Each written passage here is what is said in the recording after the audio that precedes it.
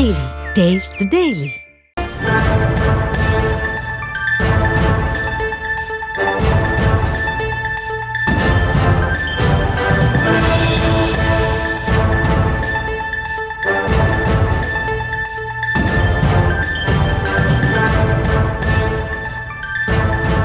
அண்மை செய்தி.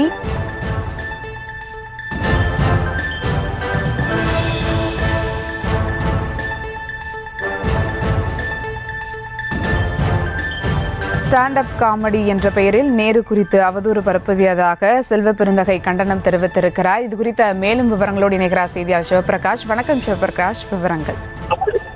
வணக்கம். ஸ்டாண்ட் அப் காமெடி என்ற பெயரில் நேரு அவர்களையும் இந்த தேசத்திற்கு சுதந்திரத்தை வாங்கி கொடுத்த காந்தி அவர்களையும் அவமதித்து பேசுவதா என்றும் இது போல ஒரு வன்மையான கருத்துக்களை தெரிவித்து அதனை சமூக வலைதளங்களில் பகிர்ந்து கொள்வது என்பது மிகப்பெரிய ஒரு மோசமான ஒரு விஷயம் என்றும் இதற்காக உடனடியாக தமிழக அரசு நடவடிக்கை எடுக்க வேண்டும் சம்பந்தப்பட்டவர்களுடன் என்று செல்வ பெருந்தகை ஒரு அறிக்கை ஒன்றை வெளியிட்டிருக்கிறார்.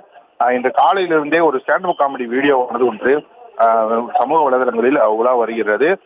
இதில் அந்த ஸ்டாண்ட் அப் காமெடி என்ற பெயரில் இந்த தேசத்திற்கு சுதந்திரத்தை வாங்கி கொடுத்தது காந்தியின் அகிம்சை கிடையாது, நேருவின் ஆண்மைத்தனம் தான் என்று கூறி மேலும் நேரு அவர்களையும் அதே போல மவுண்ட் பேட்டன் மற்றும் அவர்கள் மனைவி அவர்களையும் வைத்து மிக தவறாக பேசக்கூடிய ஒரு வீடியோவினை தற்போது இது போல சமூக வலைதளங்களில் வெளியிட்டிருக்கின்றனர். இந்த ஸ்டாண்ட் அப் காமெடிகள் என்பது ஒரு கட்டத்தில் அங்கு வருபவர்களிடம் அவர் கன்சென்ட் வாங்கி கொண்டு அவர்களிடம் அனுமதி பெற்று பேசுவதுதான் என்றாலும் கூட இது போல பொது வெளியில் அதிலும் சமூக வலைதளங்களில் இது போன்ற வீடியோக்களை வெளியிடுவது என்பது அது மிகப்பெரிய ஒரு அவதூறாக இருக்கின்றது. அதே சமயத்தில் இது போல மிக ஆபாசமாக பேசுவதற்கென்று ஸ்டாண்ட் அப் காமெடிகளை எடுப்பதும் சமீப காலங்களாக வழக்கமாக இருக்கின்றது.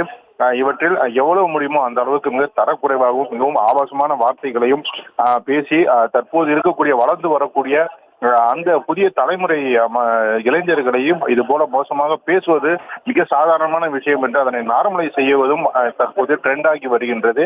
எனவே அந்த வகையில் வெளியிடப்பட்ட ஒரு வீடியோவைத்தான் தற்போது தமிழ்நாடு காங்கிரஸ் கமிட்டியின் தலைவரான செல்வ பெருந்தகை வெளியிட்டு இதன் மீது தமிழக அரசு நடவடிக்கை எடுக்க வேண்டும் என்று குறிப்பிட்டிருக்கிறார்.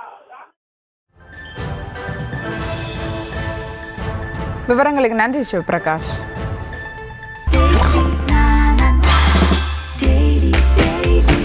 Taste Daily. Taste the Daily.